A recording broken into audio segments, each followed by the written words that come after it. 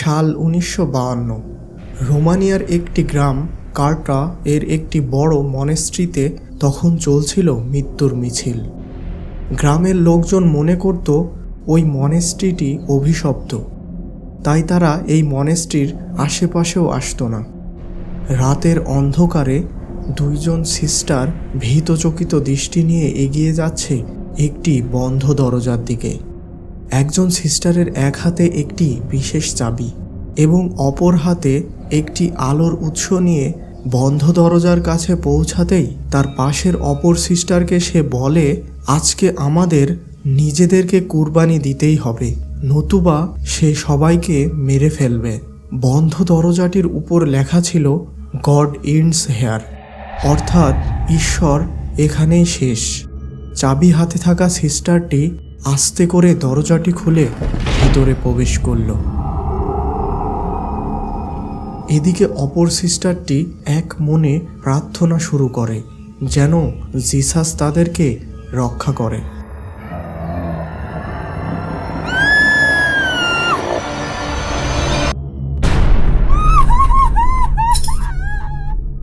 তুমি জানো তোমাকে কি করতে হবে।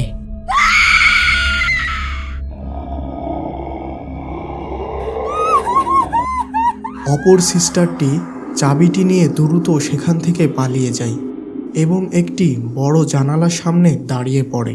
সে আরেকবার পিছনে তাকায়।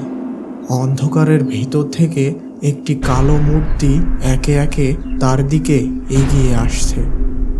হঠাৎ সিস্টারটি জানালা দিয়ে ঝাঁপিয়ে পড়ে। পরের দিন সকালে একজন চাষি মনেস্ট্রির প্রধান দরজার সামনে একজন নানের ঝুলন্ত লাশ দেখে ভয়ে সেখান থেকে পালিয়ে যায়।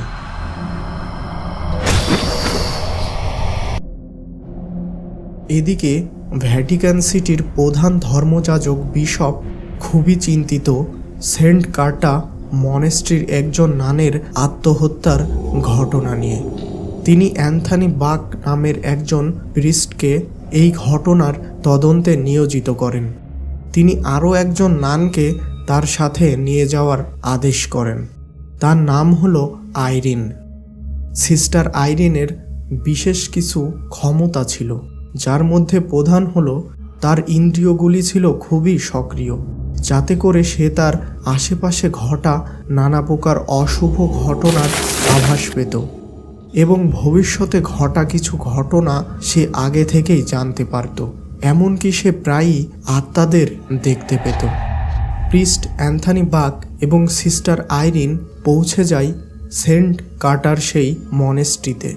তারা ভেতরে প্রবেশ করে এবং আশেপাশে কিছু অশুভ শক্তির অনুভব করে। ততক্ষণে আশেপাশে সন্ধ্যা হয়ে যায়।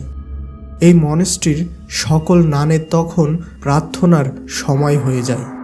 তাই তখন প্রিস্ট অ্যান্থনি বাক এবং সিস্টার আইরিন সেখান থেকে বেরিয়ে আসে এবং পাশের একটি অতিথি আশ্রমে অবস্থান নেয়। মধ্যরাতে প্রিস্ট অ্যান্থনি বাক একজন বালককে দেখে বলে ওঠে, ড্যানিয়েল, তুমি এখানে? ড্যানিয়েলকে দেখে প্রিস্ট বাকের একটি কথা মনে পড়ে যায়। তখন প্রিস্ট বাক ফ্রান্সের লিয়ন শহরের একটি চার্চের দায়িত্বে ছিলেন। তখন সেখানে তিনি একটি ছোট বালকের এক্সরসিজম করেছিলেন। ভীষণ ভয়ঙ্কর আত্মা তার উপর ভর করেছিল।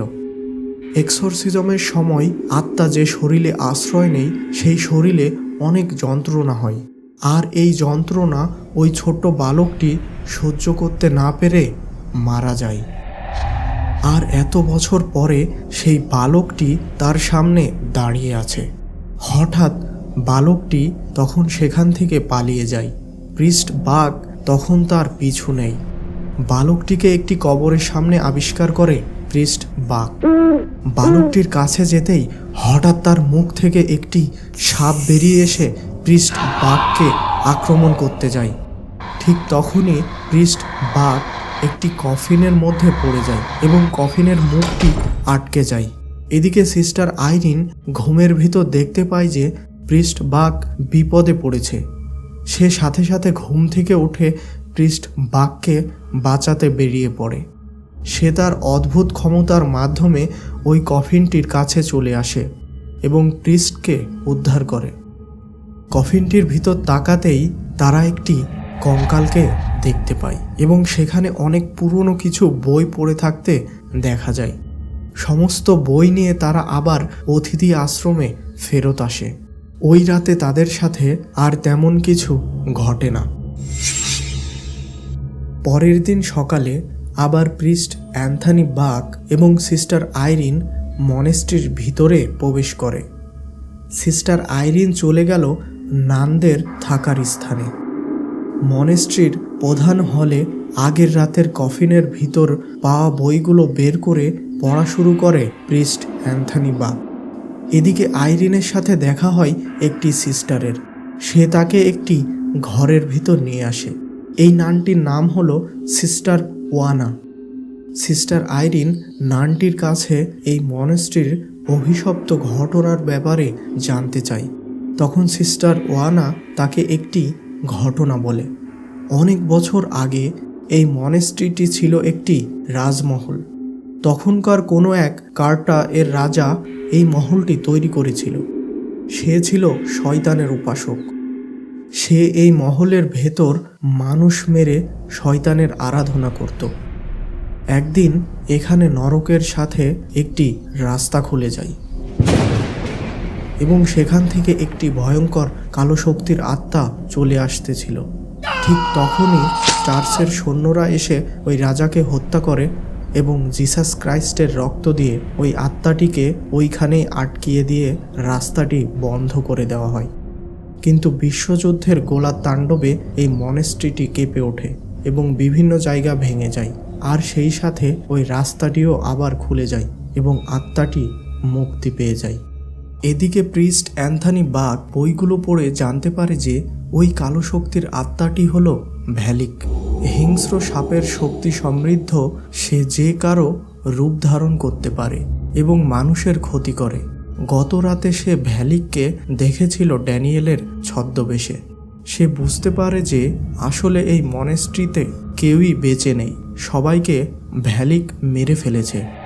তখন সে আইরিনকে খোঁজাখুঁজি শুরু করে এবং একটি ঘরের ভিতর আইরিনকে পেয়ে যায় এবং তাকে নিয়ে আসে প্রধান হলের সামনে। সেখানে তারা একটি নানকে পড়ে থাকতে দেখে বেশ ঘাবড়ে যায়। আইরিন নানটির কাছে যেয়েই চমকিয়ে ওঠে। এটি সিস্টার ওয়ানা এবং সে মৃত। তখন আইরিন বুঝতে পারে এত সময় সে যার সাথে কথা বলছিল সে আসলে একটি আত্মা ছিল। হঠাৎ মৃত নানটি আইরিনের উপর ঝাঁপিয়ে পড়ে। সাথে সাথে প্রিস্ট অ্যান্থনি বাক ওই নানটির কপালে ক্রস চেপে ধরে এবং মন্ত্র পড়তে থাকে। দপ করে নানটির গায়ে আগুন লেগে যায় এবং সে সেখানেই অদৃশ্য হয়ে যায়। সিস্টার আইরিন তার ইন্দ্রিয়ের শক্তিতে ওই চাবিটি খুঁজে পায়, যার মাধ্যমে জিসাস ক্রাইস্টের রক্ত রাখা সিন্দুকটি খোলা সম্ভব হবে। তারা দুইজনই একটি গোপন ঘরে প্রবেশ করে এবং সেই সিন্দুকটি খুঁজে পায়। সিস্টার আইরিন সিন্দুকটি খোলার চেষ্টা করে। ঠিক তখনই সেখানে ভ্যালিক এসে পৌঁছায়। প্রিস্ট অ্যান্থনি তখন ভ্যালিকের সামনে এসে দাঁড়ায়। ভ্যালিকের এক ধাক্কায় পিছনের দেওয়ালে আশ্রে পড়ে প্রিস্ট অ্যান্থনি বাক। সিস্টার আইরিনের গলা চেপে ধরে শূন্যে তুলে ধরে ভ্যালিক। ঠিক তখনই সিস্টার আইরিনের হাতে থাকা জিসাস ক্রাইস্টের রক্ত ঢেলে দেয় ভ্যালিকের উপর। সাথে সাথে ভ্যালিকের শরীরে আগুন লেগে যায় এবং সে এই পৃথিবী থেকে চিরনির্বাসিত হয়। আর সেই সাথে পবিত্র হয় সেন্ট কার্টায়ের মনেস্ট্রিটি। প্রতি সপ্তাহে নতুন নতুন সব সত্য ও কাল্পনিক ভূতের গল্প শুনতে এখনই সাবস্ক্রাইব করুন বাংলা ভূতের গল্প চ্যানেলটিকে এবং পাশের বেল বাটনটি প্রেস করে অল বাটনে প্রেস করুন, যাতে করে নতুন ঘটনা আসা মাত্রই আপনি তা দেখতে পান।